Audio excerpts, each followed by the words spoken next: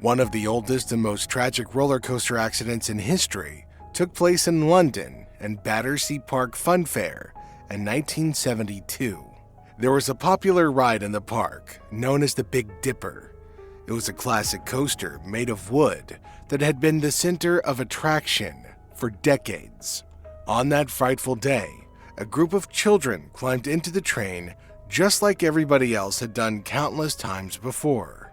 But something was about to go terribly wrong. The chain that pulled the train up the hill broke, failing the brakes instantly. As a result, the cars shot back down backwards, out of control, and crashing into a turn. In the blink of an eye, joy turned to horror as 5 innocent children lost their lives and 13 more were badly injured. It was a tragedy that shook the city and became one of the most devastating theme park disasters of its time.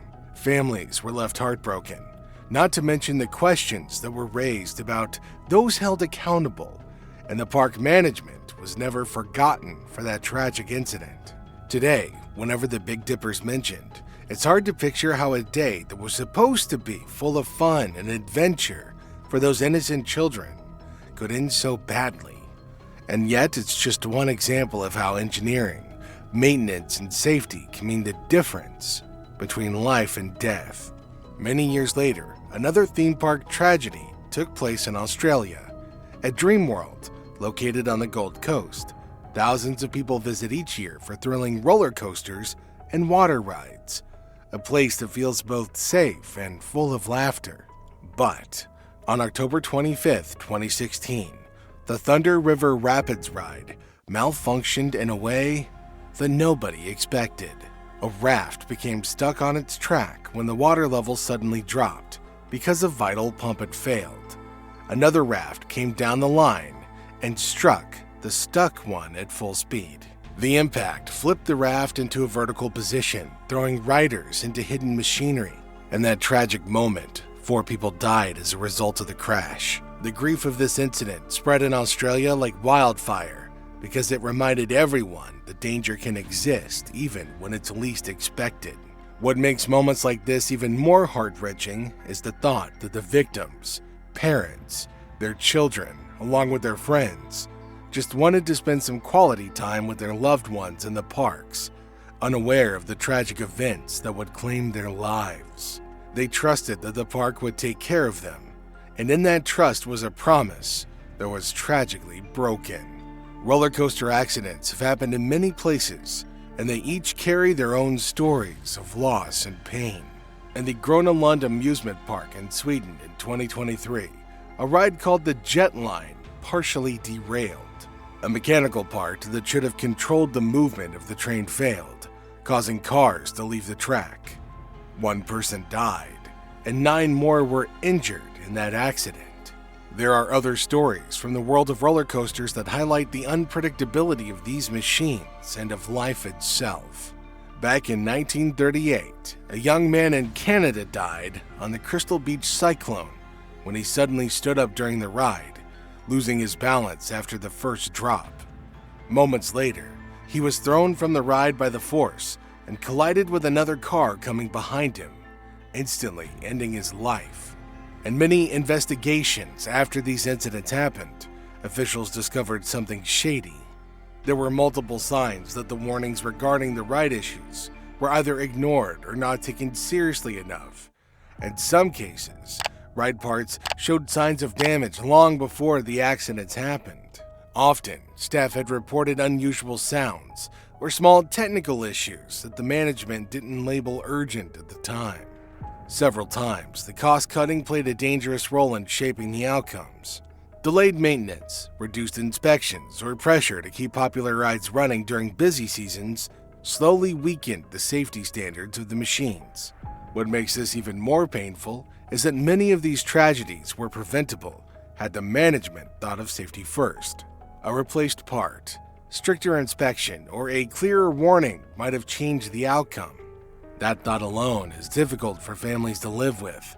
Knowing that a simple decision could have saved a life adds another layer of heartbreak. Alongside these accidents have been many more involving falls, derailments, or failures of safety restraints. From rough rides at small amusement parks to headline-making crashes at huge international theme parks, millions of people have wondered why these things happen. One of the most disturbing parts about reading of these accidents is seeing the aftermath, the heartbreaking reaction of the victims' families, friends, and entire communities. When word gets out that someone has died in such a horrible accident, the entire community is overcome with shock and sorrow. That's why in every incident observed, the world also witnessed people leaving flowers at park entrances, candlelight vigils, and everyone leaving notes with words of sympathy, blotched with tears, because even if they never knew the victims, they could feel the weight of what was lost. This highlights a major reform that's needed. Theme parks should implement better employee training. In some ways, the loss of life pushes the industry to become safer, so that future families can enjoy thrills without fear. But that doesn't make the pain of survivors any less real. In recent years, roller coaster accidents have continued to make headlines. In the United States, a man died after riding a high-speed roller coaster at a theme park in Florida. After the ride ended, witnesses saw him slumped and unresponsive, and he was later pronounced dead at the hospital. Though authorities called it an accident and said all safety protocols were followed, his family was left grieving and full of questions about what happened in those final moments. And just months before that, a 70-year-old woman died shortly after getting on the Revenge of the Mummy roller coaster in Florida. She lost consciousness shortly after getting off the ride and died later in a hospital. Reports showed that the ride had experienced multiple incidents over the years, including injuries and medical reactions. Safety rules exist for a reason. Ride operators must follow strict maintenance schedules. Park designers must prepare the staff for every possible situation, even those that seem unlikely. Every time a person gets on a ride, a family trusts that their loved one will return safely. Parents don't think about danger when they watch their children wave from a ride. They think about smiles and photos and memories. That trust is real and it's powerful. For families who've lost someone, the pain doesn't disappear when the news cameras leave. They go home to quiet homes and empty chairs. They replay the day in their minds and wish it had all ended differently. That is why safety can't be treated as a simple rule on paper. It has to be taken seriously every single day. Because behind every ride seat is a human life. And behind every life is a family that wants nothing more than to see their loved ones come home. Tragedy will always be a part of human life. But through proper steps of caution, understanding, and continuous improvement, we can honor those who were lost and work to protect those who will use those rides in the future.